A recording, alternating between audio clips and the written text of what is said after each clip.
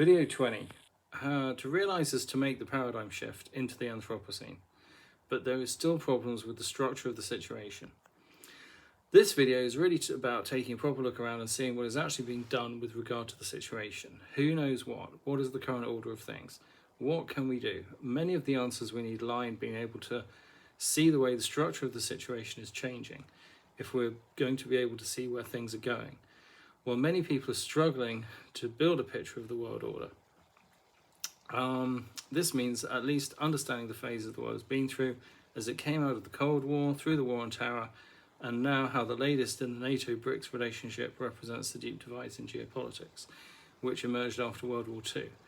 So if we really want to understand what is happening within that, then we need to understand the history of capitalism and communism, and then of course there's the whole story which led to the global situation in which that occurred.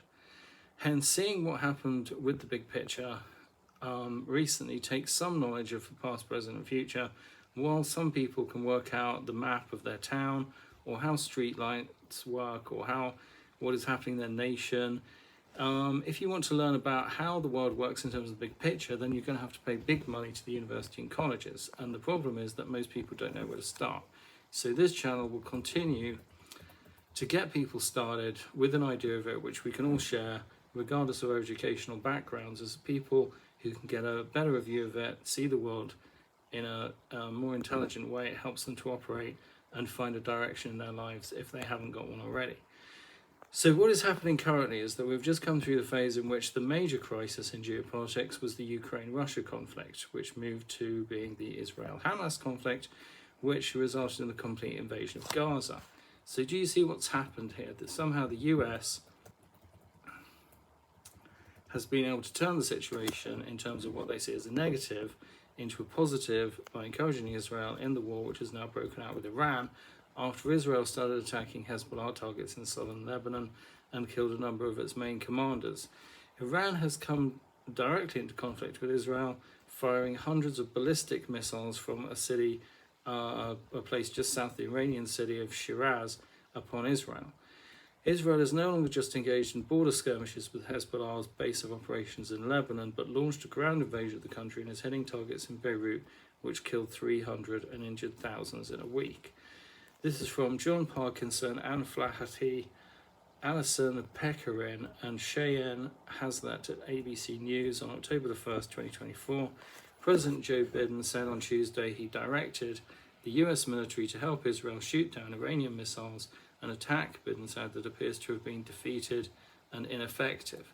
This is a testament to Israeli military capability in the US military, Biden said in his first on-camera remarks on the issue. It's also a testament to intensive planning between the United States and Israel to anticipate and defend against the brazen attack we expected. Make no mistake, the United States is fully supportive of Israel, Biden added.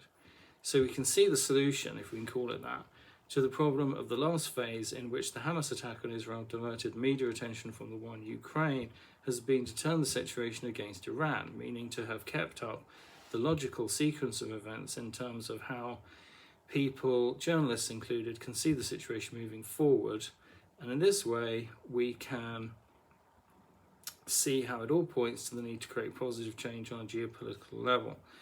Due to the displacement and other problems with thousands more civilians who are caught up in the conflict between these well-armed and financed centres of power.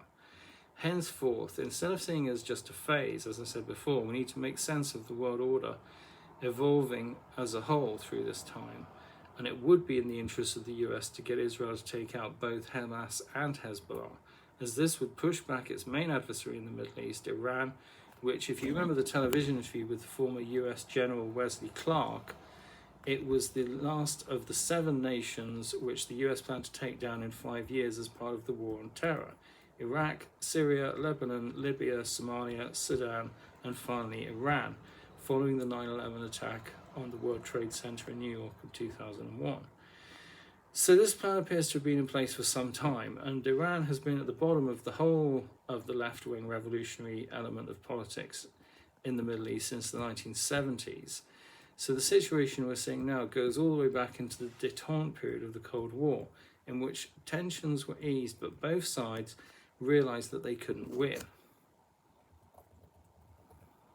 What has happened since then is, as the actions of the West have become increasingly conservative, the communist revolutionaries became more desperate as left-wing revolutionary terrorist groups appeared in the Americas and Europe, as well as the Vietnamese Viet Cong and Cambodian Khmer Rouge in the Far East.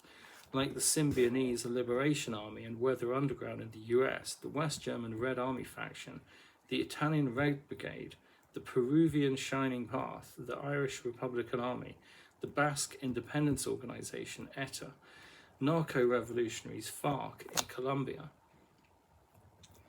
As the situation moved towards the end of the Cold War, the US became the predominant superpower, and the activities of these groups were increasingly pushed back by their own actions. Kidnappings and bombings made powerful political statements, but didn't actually change things very much economically, so it didn't create an advantage for the communists. But then much more funding went to the police to create anti-terrorist departments.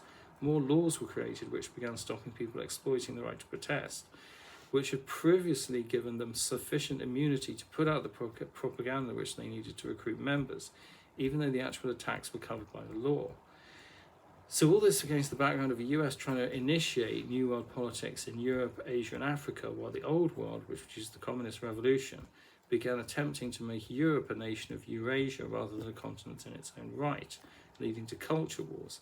I wrote a series of articles for David Parry's Eurasian Perspective magazine back in the 2010s, as I was interested in researching the East-West relationship and found it has a long history of political separations, wars and invasions, and now it looks like the NATO-BRICS relationship has been drawn into it, despite the Cold War implying the end of such hostilities.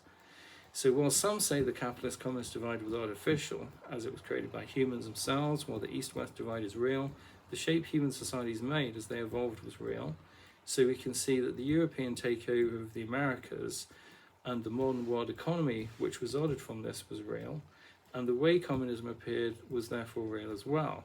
So if we see things in these terms with regard to the proportions in which the phases of human societies are going through, then we can understand how they become so combobulated over the subject. So henceforth, in real terms, it seems to point to an objective timescale for the resolution of issues on a global scale as being the only solution as we move towards the official announcement of the Anthropocene. This means a timescale for global events which everyone can agree on, which essentially must occur if we're going to officially categorize periods. But owing to the nature of the problem, people also need to question the reason for that timescale in terms of the way that events occur. So otherwise it's going to become a bit of a Wizard of Oz type scenario in which people are not aware of what's happening behind the scenes, and the myths about the military-industrial complex, which the media has tried so hard to debunk as a conspiracy theory, will become the stark new reality for so many people about the world we live in. Because if we simply accept the Anthropocene like we accepted the Megalaean, as it represented the way human societies developed as they evolved, then we emerge into a new phase with the same problem, when we should be focusing on our ability to discuss issues relating to the world order, by understanding how it came into the present and looking how we can find solutions to the problem of the situation being real on all sides, but from very different perspectives. Hence, it is all too obvious what the problem with the Megalaean age is as our concept of society. And this is why we need to realise the need to create the shift to the Anthropocene in terms of human values, as there is no rational basis for stopping the series of events which are occurring now from simply carrying on with the concept of global society the Megalaean age presents us with. In the meantime, please like, share and subscribe to this channel for further updates.